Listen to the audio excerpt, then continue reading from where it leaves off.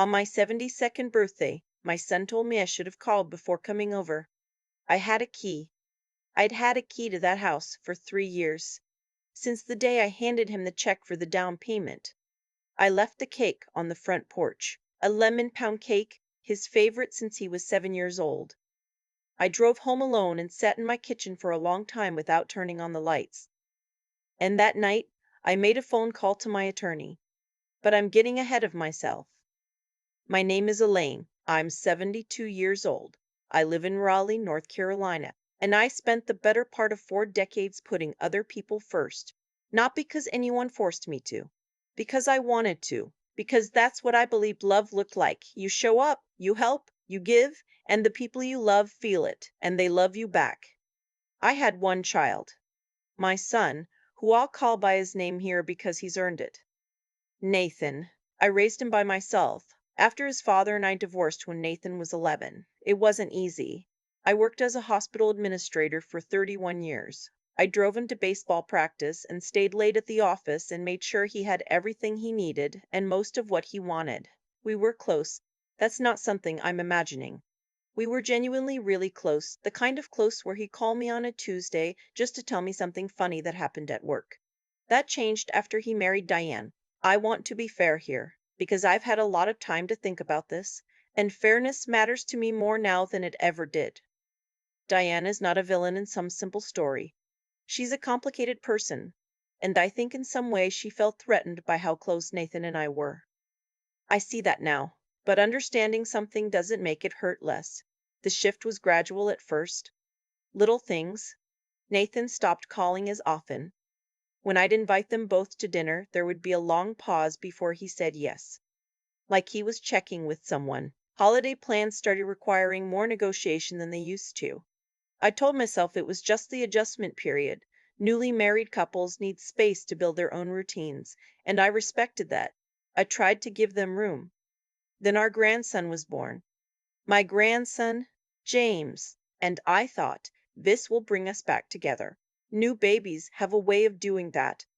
I flew in the week he was born and stayed at a hotel nearby because I didn't want to impose, and I brought meals over and held him while Diane slept, and I thought, this is it. This is the thing that heals whatever small distance had grown between us. For a while, it did seem that way. I saw James regularly those first 2 years. I babysat. I drove Nathan and Diane to doctor's appointments when James was sick. I bought the crib, the stroller, the car seat. I didn't keep a tally. That's not why I'm mentioning it. I'm mentioning it because what came later will make more sense if you understand how much I gave and how willingly I gave it. About 3 years ago, Nathan called and asked if I'd be willing to help them buy a house. They'd been renting and the landlord was selling the building. They needed to move and the market was brutal. He said they were short on the down payment, about $42,000 short. He asked if I could help. I said yes. Of course I said yes. Of course I said yes. I transferred the money within the week. We agreed loosely that they'd pay me back when they could. No rush, no interest. I had the funds and I wanted them to have a stable home for James. That was all. What I didn't fully register at the time was that after I gave them that money, something changed in how Diane looked at me. I can't explain it exactly. It was like, once I had given them something that large, she became uncomfortable around me, like the debt made her resent me rather than feel grateful. I've talked to a few friends about this since, and one of them said something that stuck. Some people can accept a gift and stay soft. Others accept a gift and harden. I think Diane hardened. Nathan started canceling plans more often. Diane stopped texting me altogether, though we'd never texted much anyway. When I came to visit, the energy in the house was stiff. James is always happy to see me. He's 4 now, all big eyes and endless questions about everything. But Nathan would seem distracted, and Diane would find reasons to be in another room. I kept showing up.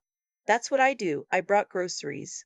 I fixed things around the house when Nathan mentioned something was broken. I took James to the park so they could have afternoons to themselves. I told myself I was being helpful. Now I wonder sometimes if I was also trying to earn my way back into a warmth that had already left. Last September I turned 72. I hadn't seen James in almost 6 weeks, which was unusual. Nathan had been vague about plans. I'd asked twice about getting together for my birthday, and he'd said, Let me check with Diane both times, which had become a kind of refrain that I'd grown to dread. A few days before my birthday, he called and said they were having a small family gathering that weekend. Just the three of them, he said. A quiet Saturday.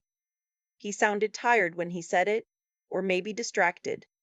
I said, "Okay, no problem. We'll figure something out for my birthday another time." And then I thought about that lemon pound cake. I know. Looking back, I know how it sounds. But I'd been making Nathan that cake since before he could read, and I thought, I'll just drop it off. I'll bring the cake, say happy birthday to myself, see James for 20 minutes, and leave. I wasn't expecting a party. I wasn't even expecting to be invited in.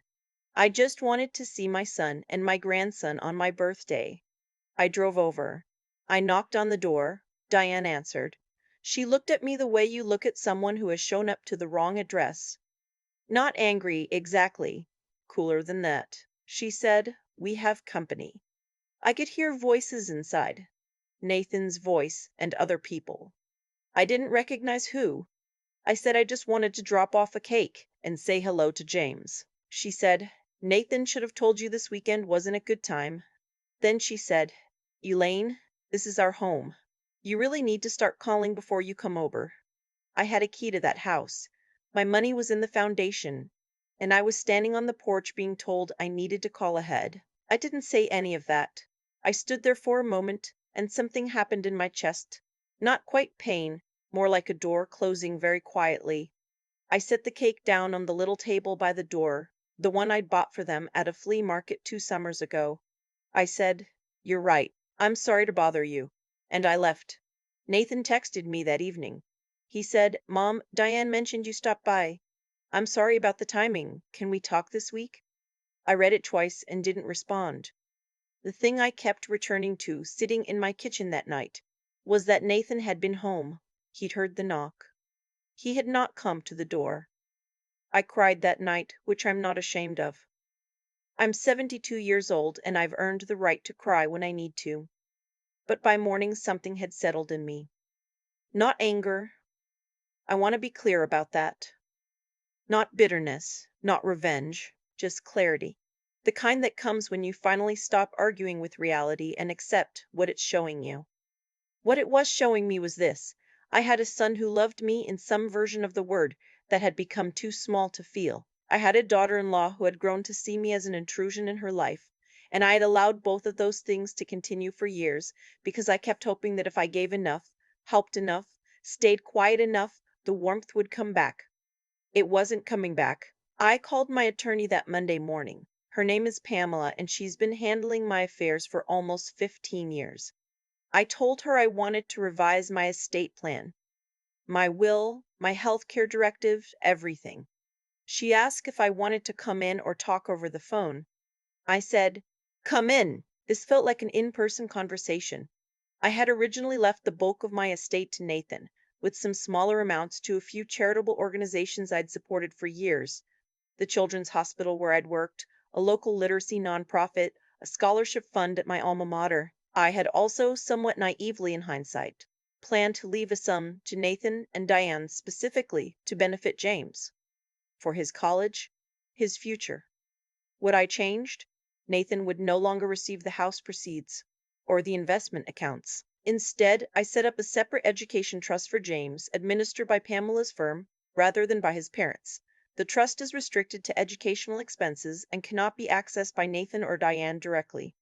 James can use it when he's ready. Whatever he needs for school, it will be there for him. That part I didn't waver on for a single second. He's 4 years old, and he has nothing to do with any of this. The rest of the estate, the majority of it, I redirected to the organizations I'd always cared about: the Children's Hospital, the Literacy Program, the Scholarship Fund. I added one more, a local Meals on Wheels organization that serves elderly people living alone. I've started volunteering there on Thursdays, as it happens. I also sent Nathan a certified letter. Pamela drafted it, formally requesting repayment of the $42,000 within 18 months, per the terms of what we would now consider a documented personal loan. If he made regular payments, I would not pursue further action. I was not doing this out of spite. I did it because I had decided that my kindness would no longer go undocumented. That's not a cold thing to say. It's a self-respecting one. 3 weeks after I sent that letter, Nathan called me. It was a Sunday morning, and I was on my back porch with coffee and the newspaper, which I still get in print because I am 72 and I am allowed to have preferences. He called twice before I answered. He said he'd received the letter. He said he was shocked. He said he didn't understand what had happened. I told him as calmly as I could that I thought he did understand. I told him about the birthday. I told him about the months of canceled plans, the careful distance, the way I'd come to feel like a guest who'd overstayed even when I was bringing groceries and fixing the kitchen faucet. I told him that I loved him, but that I was no longer available to be loved back, only when it was convenient. He was quiet for a long time. Then he said, "Mom, I didn't know it felt that way to you." And I said, "Nathan, you didn't come to the door." He didn't have an answer for that. We've spoken a few times since. It's different. Careful. In a way it didn't used to be. I don't know where it goes from here, and I've made peace with not knowing. What I've learned at 72 is that you cannot want reconciliation more than the other person does. You can hold the door open, but you cannot drag someone through it. What I want is for my son to choose to walk through it on his own. Maybe he will. I hope he does. James came to visit me last month with Nathan, while Diane was at a work event. We made pancakes and went to the park, and he showed me how he can now pump his legs on the swing by himself without being pushed. He was so proud. He kept looking back at me to make sure I was watching. I was watching. I was watching. I'm always watching. There's something I want to say to anyone listening to this who recognizes their own life somewhere in mine. Whether you're a mother, a grandmother, or just someone who has given so much for so long that you've started to feel invisible, I want you to hear this. You are allowed to change your mind about what you'll accept. You are allowed to stop performing peace when there is no peace. You are allowed to love your children and simultaneously decide that the version of love they're offering you is not enough. That's not cruelty. That's not being difficult. That is the quiet, unglamorous work of deciding that your life still has value. That you are not just a resource to be drawn down, but a person who deserves to stand at a front door without being made to feel like a stranger. I'm not lonely. I want to say that clearly because I know some people assume a woman my age making these choices must be. I have friends. I have my garden. I have my Thursdays with the Meals on Wheels route, where I have gotten to know an 80-year-old veteran named Harold, who tells the same 3 jokes every week and is delighted every time I laugh at them.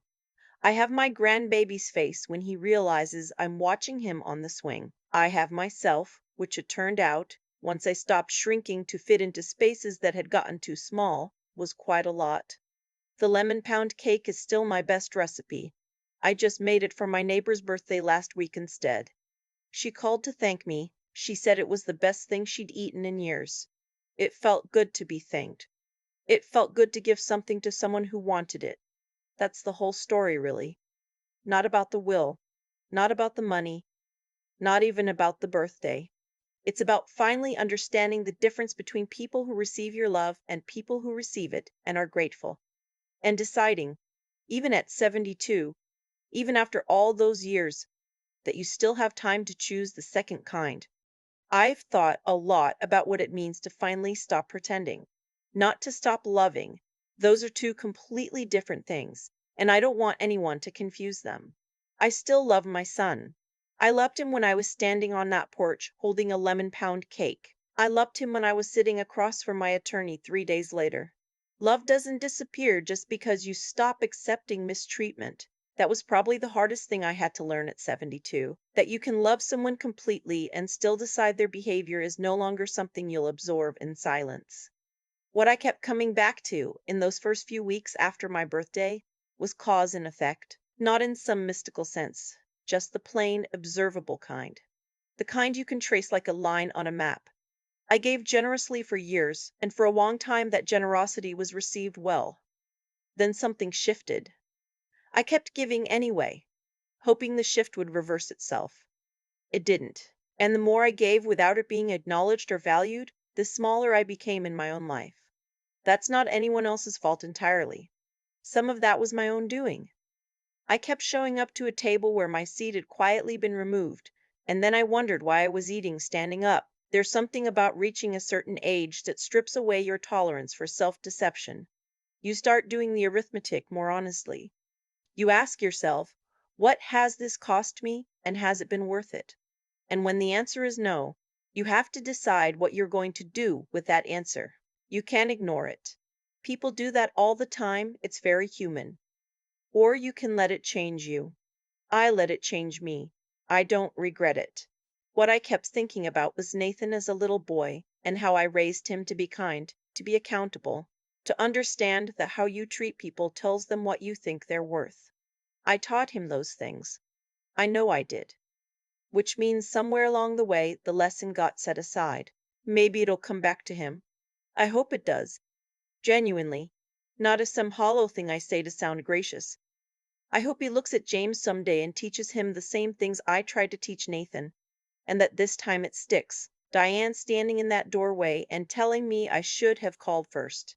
I don't think she understood what she was actually saying.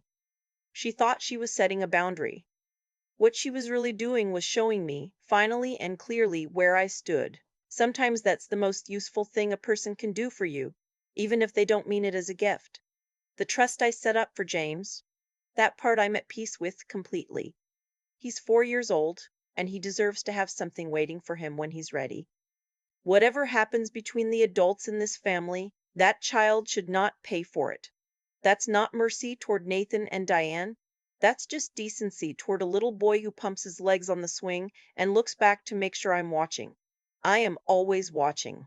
What I know now, that I didn't fully know before, is this: self respect is not a reward you earn once everything is going well.